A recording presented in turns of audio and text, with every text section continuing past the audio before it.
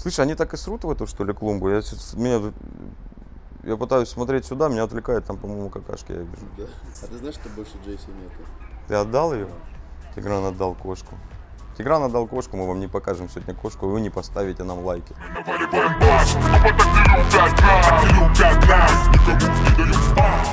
Всем привет, это канал Loud Sound. Сегодня у нас опять необычный обзор.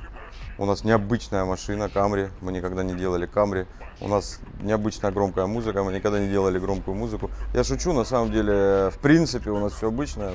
Машина такая была у нас уже не одна, и фронт громкий мы собирали, и две двенашки в багажник ставили. Ну, это действительно незаурядный проект, он приехал к нам из Ставрополя. Незаурядность его в том, что это, наверное, одна из самых громких машин. Это самая громкая машина, да, Тигран, которую ты делал? Это самая громкая машина, которую делал Тигран. Это Ставрополь стайл, чистейший, вот в Ставрополе. Это Ставропольская школа. Очень много громкости.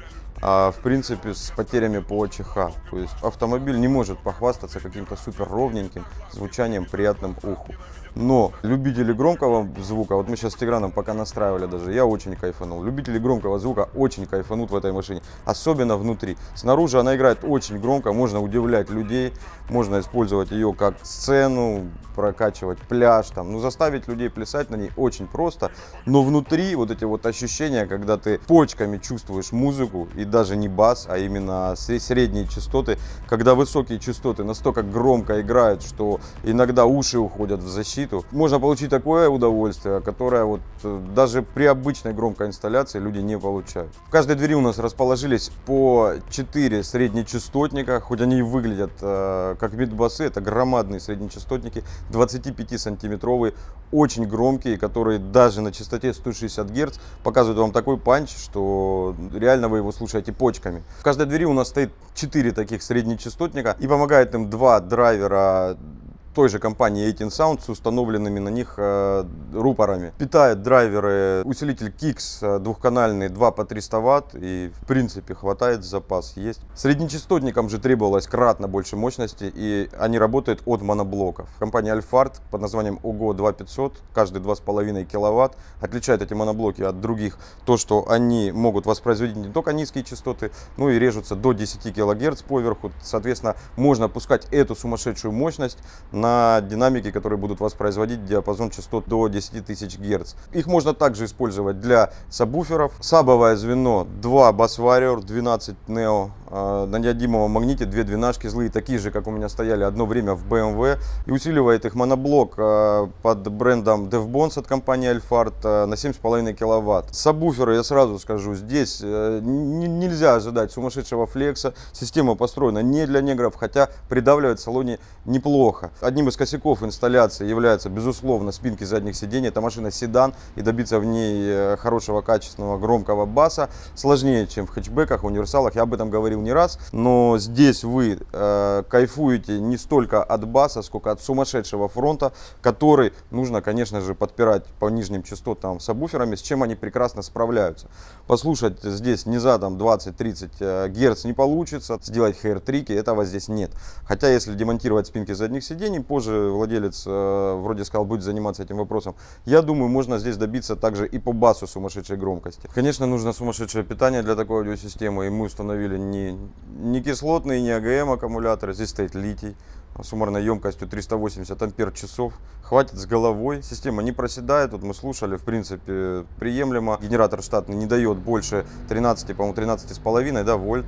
Вот, то есть у нас стартовый вольтаж не такой уж высокий, но он и не сильно проседает. Сабвуферное звено, как я уже сказал, используется больше для того, чтобы подпереть этот сумасшедший фронт снизу, чтобы у нас получились более-менее ровные АЧХ. С улыбкой, наверное, сейчас эскьюшники услышали слово ровный АЧХ в такой системе. Конечно, в этой системе добиться ровных АЧХ очень сложно, но возможно. Сейчас вот эта аудиосистема, наверное, одна из самых громких, что я слушал в компактном размере. Да, у нас есть стены, там по 10 пар среднечастотников, там по 12 и больше в дверях. Да, это рак ушей, но здесь совсем другое качество звучания. Здесь очень приятно слушать эту музыку. Ну, привыкшим, конечно же, людям. Новичок может и прихуеть, а как сказать правильно? Охуеть, короче, он может охуеть. Автомобиль новый, что может быть лучше нового автомобиля? Только, наверное, новый автомобиль с новой аудиосистемой такого уровня. Давайте посмотрим поближе. Итак, это новая Camry, это очень круто. Еще круче то, что она в максимальной комплектации. У него очень классный салон.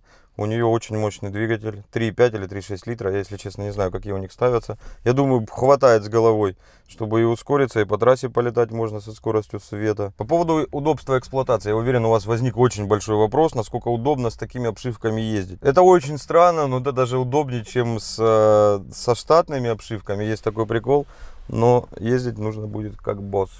Вот такой подлокотник здесь получился высокий. И вот для трассы это очень классно. Не знаю, такого прям неудобства нет. Я сажусь часто в машины с кастомными обшивками. Они или по коленкам бьют, или ты не помещаешься, там как-то сидишь. Здесь сидеть довольно комфортно. И если держишься двумя руками за руль, и если там вот для трассы режим, можно откинуться и кайфовать. Для аудиосистемы вот такой безумно громкой, это в принципе очень круто, то что осталось нормальная эксплуатация автомобиля. Конечно, у нас есть косяк с открытием бардачка. Здесь не было и речи о том, чтобы открывался бардачок при закрытой двери. И это вот один из минусов установки громкой музыки в двери, да, установки подиумов, переделки обшивок дверей. Ну, в принципе, из косяков здесь все. У нас осталась ручка для закрывания двери. У нас осталась ручка для открывания двери. Все абсолютно регулировки зеркал, стеклоподъемники, замки. По поводу штатной аудиосистемы, штатного головного устройства, оно у нас осталось. Оно работает. И слушать его можно через передние динамики. Также на него выводится вся информация, которая выводилась. То есть штатную аудиосистему, штатную мультимедийную систему борткомпьютер мы не трогали. Здесь все осталось точно так же. И абсолютно полный функционал. Ничего не урезано. Кастомное же головное устройство. Установлено 80-й Пионер. И установлен он очень странно. Здесь есть плюсы и есть минусы. Я, в принципе, пока настраивал, привык к этому. Может, это эстетически не совсем правильно. Но если это оскорбляет чьи-то чувства, как я уже говорил много раз, BMW, можно закрыть. И оно у нас абсолютно никакого морального вреда перфекционистам не нанесет. Магнитола 80-й Пионер, как я уже сказал, одна из лучших магнитол сейчас на рынке. Наверное, лучшая из того, что вы можете купить новое. У нее стоит 3 цифроаналоговых преобразователя. Ни один магнитофон этим похвастаться сейчас не может из доступных. Лучше нее сейчас можно только купить 99-й Пионер. У него уже 4 канала усиления, 4 ЦАПа стоит. Но 80-й богаче по функционалу. Он поддерживает больше подключений. У него 2 разъема USB, он поддерживает Bluetooth, но он не читает флаг, один из косяков. В прошлом обзоре там затроллили, сказали, как это не упущение, все же слушают флаг. Да никто, блядь, флаг не слушает. Все его слушают так сравнить, или записать, или на соревнования по качеству звука, может быть. Но никто повседневно флаг не слушает. В принципе, все. Единственное, что вот у нас есть еще один скрытый элемент инсталляции. Регулятор уровня баса. Вместе с вольтметром, очень удобно. DevBonds и усилки сейчас оснащаются такой штукой. И можно и регулировать уровень, и видеть клип, если он есть, и смотреть как вольтаж, так и температуру. Здесь есть переключалка. Также мы здесь видим включен или выключен усилитель. Вот такой вот просто регулятор баса. Из него сделали, в принципе, очень удобный пульт управления и информационный дисплей по температуре, по вольтажу. Вольтаж у нас в системе сейчас 12,9-13 вольт. В состоянии покоя, если мы включаем музыку, он примерно такой же, если мы очень сильно не навалим бас. И можем посмотреть температуру. Температура усилителя 35 градусов в данный момент. Вот такая вот классная, удобная штука. Она также прячется. То есть мы можем вообще в заводской вид привести полностью салон автомобиля. Если только человек, конечно, слепой и не увидит обшивки дверей. Завидую владельцу. Честно, классно. Вот выехать на новой машине с новой аудиосистемой вот такого уровня, это очень круто. Только что Тигран мне сказал страшный секрет, и нам нужно сказать об этом компании Альфард, чтобы она это исправила. Этот вольтметр обманывает, если без мата. Он показывает 12,9 вольт, а вольтаж в системе у нас на данный момент 13,3, 13,4. Тигран проверял вольтметром, Пионер показывает правильно, Альфард неправильно. Вот такая заруба вольтметров у нас произошла, и Альфард не проиграл. Срочно, Тигран, надо срочно котят. В общем, кошки не будет, но будет котенок. А он что, гадить собрался, что ли?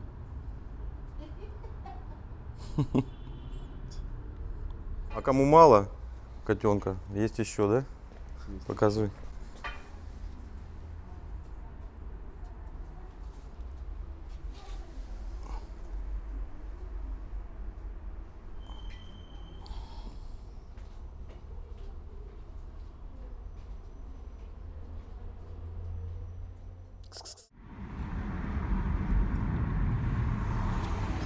Так, ну а теперь BMW 2,5 литра против Camry 3,5. У Тиграна есть литр.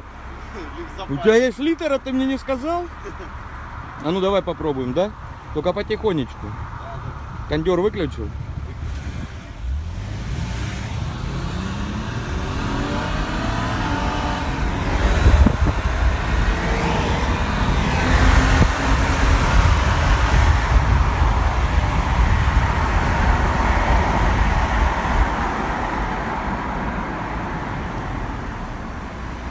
Камри быстрее, да? Потому что у Тиграна есть литр.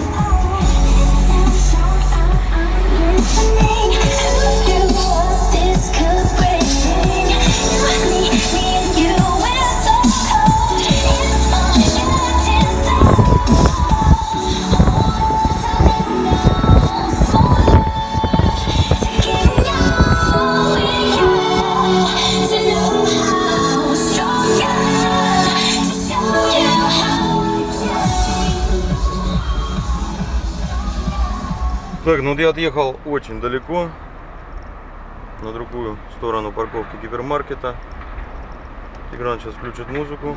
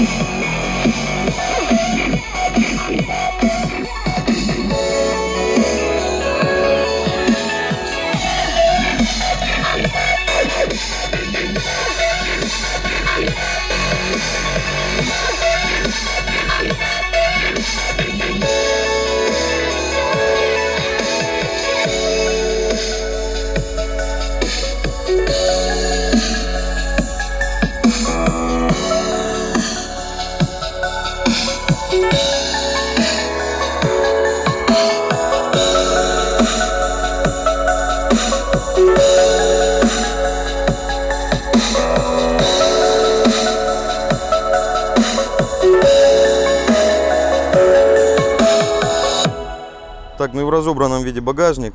Вот у нас можно видеть здесь провода, как у многих на питание идет. Здесь это акустические провода на сабвуфер.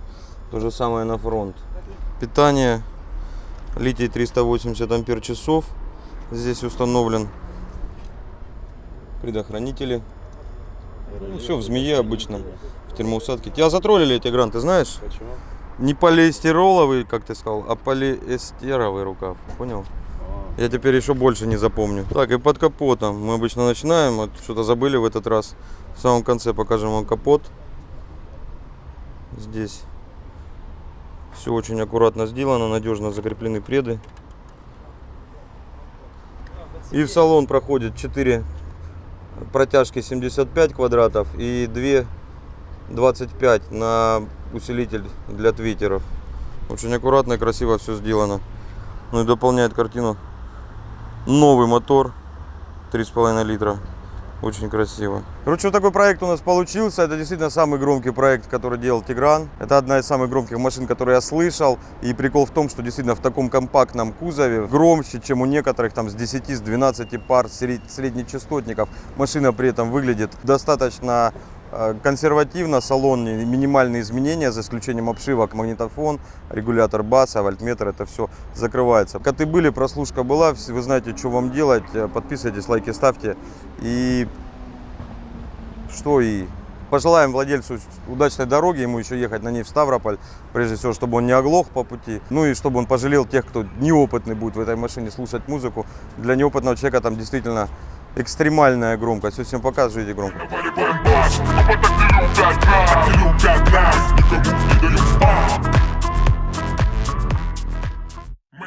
Очень красиво смотрится, очень злая машина. Вот эта надпись все портит, Макс. Сват. Вот Pride это нормально было бы. Она бы белая на черном четко было бы. Давай напишем. Спорим, я тебя смогу разогнать и остановить, чтобы не въебаться в эту машину. Давай. О, тормози там. Что-то сломалось. Чем еще заниматься в студии? Это звука не двигается. Здесь все очень круто, очень красиво сделано. Вот компания SWAT должна целовать Макса в щеки за такой инсталл. Задолбали уже бухать, давай музыку слушать. Слышь? А музыки нет.